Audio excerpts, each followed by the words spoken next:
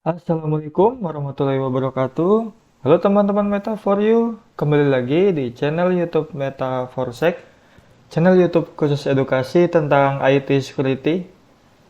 Apa kabar semua teman-teman nih? Semoga dalam keadaan sehat selalu ya. Oke, pada video kita kali ini kita masih membahas ya tentang trik-trik penetration testing nih. Dan pada kali ini saya ingin membahas tentang trik penetration testing kerentanan direktori transversal.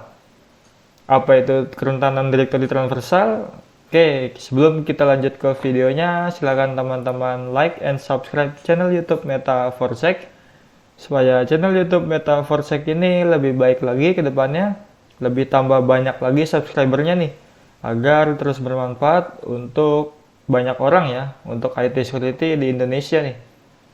Nah, sekarang Meta Forsec subscribernya udah 17.000 nih, OTW 18.000.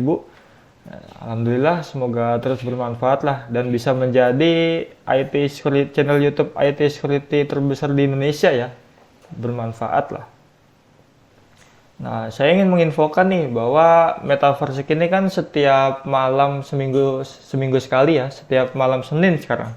Sebelumnya itu setiap malam Minggu ada live stream, tapi kita geser di malam Senin nih supaya lebih fleksibel lah. Karena kan kalau malam Minggu ada yang banyak kegiatan ya. Kalau malam Senin sudah waktunya istirahat. Nah, untuk kedepannya live stream Metaverse itu di setiap malam Senin ya.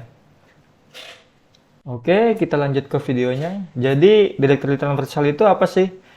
Kerentanan direktori transversal adalah kerentanan ya yang mengizinkan penyerang atau attacker atau hacker dapat melihat file sensitif nih, suatu web aplikasi. Contoh file sensitif itu seperti apa? Kayak misalkan seperti data atau kode aplikasi, bahkan kredensial back-end sistemnya, dan file sensitif dari OS-nya atau operating systemnya ya. Nah, mungkin langsung kita praktekkan aja ya. Biasanya itu kerentanan direktory transversal adalah mengambil etc passwd nih. Kalau di OS atau di web server yang menggunakan OS-nya Linux itu dia akan mengambil informasi etc passwd ya. Mungkin saya kasih lihat contohnya, ini ada contoh di Kali Linux. Nah, ini contoh file etc passwd ya, yang ada di Kali Linux atau semua Linux sih biasanya untuk menyimpan file user itu di etc passwd ya.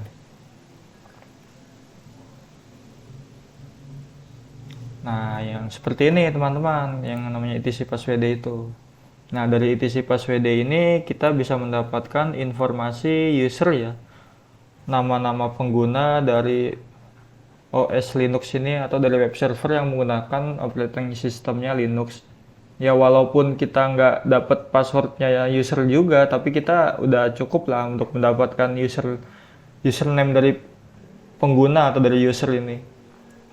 Nah, ini kan artinya root ini, si username root ini dia passwordnya ini kan kalau namanya Linux sekarang itu dia diberi tanda X ya. Jadi passwordnya itu nggak kelihatan. Seenggaknya kita bisa mengetahui nih user apa aja yang ada di web server yang menggunakan OS Linux ini. Nah, jadi goals dari directory transversal itu salah satunya itu ya ini ya, untuk mengetahui nama pengguna dari si user web aplikasi ini. Oke, mungkin langsung kita praktekkan saja ya. Nah, di sini saya menggunakan lab dari Port Swigger.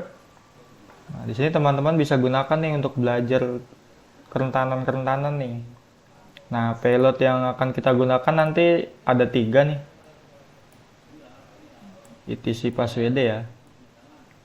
Nah, kenapa sih saya menggunakan ada titik slash ini? Nah, ini ada artinya teman-teman. Untuk titik slash ini dia artinya ini ya, buat ngejam atau buat lompat ke direktori selanjutnya. Nah, mungkin kita langsung praktekkan ya nih. Proxy-nya kita on kan dan sebenarnya kalau directory transversal itu kita fokus ke parameter ya. Parameter yang kita dapatkan pada saat kita merequest fitur-fitur yang ada di web aplikasi. Nah, misalnya kita mau lihat ini, gambar yang ini ya. Nah, ini pada saat kita intercept is on, dia ketangkep oleh Burpsuite ya requestnya. Jadi kita cari nih ada parameter yang sekiranya bisa kita manfaatkan kan nih. Nah, ini kan belum ada ya. Nah, di sini juga masih. Nah, kita cari yang file name lah. Nah, di sini ada parameter yang namanya file name ya. Value-nya 65.jpg. Oke, ini kita analisa di repeater. Oke, artinya itu apa sih untuk file name sama dengan 65.jpg gitu. Nah, biasanya untuk OS yang untuk web server yang menggunakan OS Linux itu untuk menyimpan file gambar itu dia adanya di /var www/html ya. Lalu sama dengan 65.jpg ini ialah nama filenya. Berarti 65.jpg. Nah, fungsinya titik-titik slash ini adalah untuk ngejam ya, untuk membypass var www.html ini. Sehingga dia langsung merequest ke 65.jpg. Tapi kita nggak merequest ke 65.jpg, kita merequestnya ke etc passwd. Nah, mungkin seperti itu konsepnya ya. Nah, ini langsung kita coba ini aja nih, kita injek menggunakan payload yang kita siapkan nih. Ini bisa kita masukkan di sini. Kita ganti ya value 65.jpg ini. Atau teman-teman juga bisa menggunakan ini ya, request query parameter. Terus ke bagian ini tanda panah kanan. Nah, value-nya tinggal diganti-ganti aja nih. Di sini juga bisa, di sini juga bisa, sama aja. Ini saya ganti coba di sebelah sini ya. Lalu kita send. Apa yang terjadi? Nah, ini kita dapatkan file etc passwd ya dari web aplikasi target kita. Nah, ini kita bisa dapat apa nih, nama usernya ya. Nah, mungkin seperti itu ya. Nah, ini contoh penggunaan payload yang pertama. Nah, kita lanjut ke contoh penggunaan payload yang kedua. Kenapa? Karena biasanya developer atau si pemilik sistem web aplikasi ini sudah mengetahui nih kalau kita menginjekkan payload ini etc passwd. Tapi ada kemungkinan juga kita nggak cukup di //nya ini cuma 3 kali. Ada kasus kita harus mencoba misalkan 6 kali atau 9 kali baru etc passwd gitu. Nah, itu dicoba-coba aja ya. Dari misalkan etc passwd, terus tengahnya kita tambahkan atau sebelumnya kita tambahkan titik. Lalu kalau nggak dapat juga file yang seperti ini, kita tambahkan lagi depannya titik slash sampai memunculkan respons aplikasi itu mendapatkan etc passwd-nya nih. Nah, coba-coba aja ya. Jadi nggak usah terpaku ke yang 3 ini. Titik slash-nya ini 3 kali. Jangan terpaku di situ ya. Oke, kita lanjut ke payload yang kedua nih. Dia tanpa titik slash tadi ya. Hanya langsung slash etc passwd. Oke, kita sudah di contoh yang kedua nih. Nah, di sini misalkan ya. Ini contoh yang kedua ya, ini kasus yang berbeda. Misalkan kita sudah proxy-nya on, terus intercept-nya juga kita on, kita siap nangkep request nih. Misalkan gambar yang kedua ya. Oke, kita cek Burpsuite, kita cari yang parameternya bisa kita injek. yang kemungkinan menurut kita itu rentan ya. Nah, ini ada file name. Ini kita analisa di repeater. Nah, oke. Jadi ada beberapa kasus yang kalau kita menggunakan payload yang pertama, dia nggak mendapatkan respons etc passwd ya, seperti yang sebelumnya. Kita coba aja.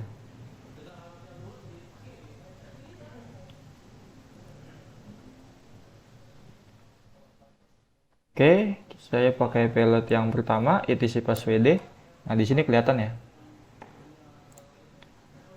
Oke, kita send. Nah, di sini bad request nih, no suck file. Dia nggak ada filenya lah kalau kita injekkan payload seperti ini. Nah, kita coba aja nih. Misalkan kita titik slashnya cuma 2 gitu. Sama aja, kita hapus jadi 1 misalkan.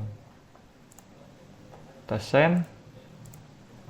Sama aja. Nah, coba kita hapus nih titiknya nih. Kita langsung ke slash etc passwd.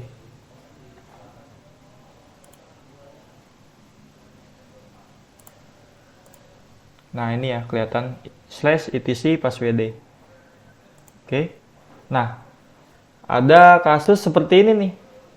Kita nggak usah terpaku sama satu payload ya. Kita coba-coba lagi. Karena kan setiap developer itu atau pengembang web aplikasi itu kan dia ada yang update atau ada yang iseng-iseng ngubah konfigannya supaya si attacker ini nggak dapet gitu dengan payload yang umum gitu. Nah, itu kita coba-coba aja tuh. Nah, ini kita coba yang langsung slash etc slash passwd. Nah, ini kita dapet nih file etc passwd-nya. Oke, kita lanjut ke kasus yang ketiga ya, selanjutnya, yang terakhir nih. Kita pakai payload yang ini. Oke, di sini kita sudah ke contoh yang ketiga ya. Kasus yang ketiga, kita menggunakan payload yang ini. Nah, sini kita proxy-nya kita on-kan untuk menangkap request ya dari si web aplikasi. Oke, kita pilih salah satu gambar, misalkan ini ya. Kita lihat di Burpsuite, kita analisa, kita cari ada parameter yang kemungkinan bisa kita manfaatkan kan nih. Nah, ini file name lagi ya. Kita kirim ke repeater, kita analisa nih. Nah, di sini kita gunakan payload yang ini ya. Kenapa? Karena coba kita pakai payload yang pertama.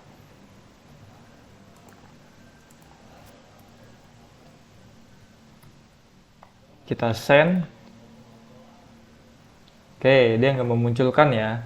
Kita pakai payload yang kedua, dia langsung slash etc passwd. Ini kita hapus saja titik-titiknya. Oke, kita send.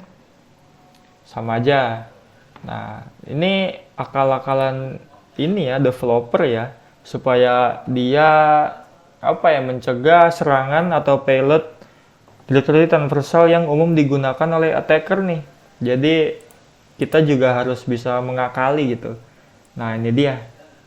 Kita pakai titik-titik slash slash gitu.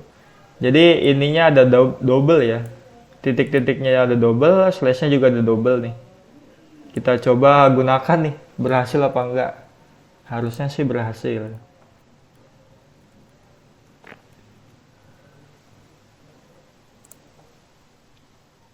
Nah, kita berhasil mendapatkan kan ya? Berhasil mendapatkan file etc passwd dari operating system web server yang digunakan web aplikasi nih. Nah, itu ya. Jadi, poin utamanya dari kerentanan directory transversal itu ialah di sisi parameternya ya. Parameternya dan value-nya itu kita inject lah, kita ubah-ubah menggunakan payload yang sudah kita siapkan. Oke, cara pencegahannya gimana? Cara pencegahannya ada ya. Nah, yang pertama, cara pencegahannya ialah kita harus memvalidasi input nih dari sisi developer. memvalidasi input supaya ya spesial karakter yang seperti ini nih, titik-titik slash ini tidak diterima lah kalau si user atau si pengguna itu menginputkan teks seperti ini. Oke, yang kedua itu pembatasan akses ya. Pembatasan akses di mana hanya user tertentu aja nih yang bisa mengakses etc passwd. Jadi orang umum atau orang biasa itu tidak diizinkan untuk mengakses ke file sensitif seperti ini. Oke, itu beberapa tips ya yang bisa saya sampaikan untuk mencegah kerentanan directory transversal nih. Sekali lagi, tujuan dari video ini hanya untuk pembelajaran ya, supaya kita dalam membuat web aplikasi ini lebih aman lagi nih, lebih secure lagi, lebih aware lagi. Dan tujuannya ya semoga IT security di Indonesia itu terus maju ya, bisa menjadi IT security yang terbaik di dunia lah. Oke, sekian dari saya. Kurang lebihnya mohon maaf jika ada kesalahan dan kekurangan. Wassalamualaikum warahmatullahi wabarakatuh.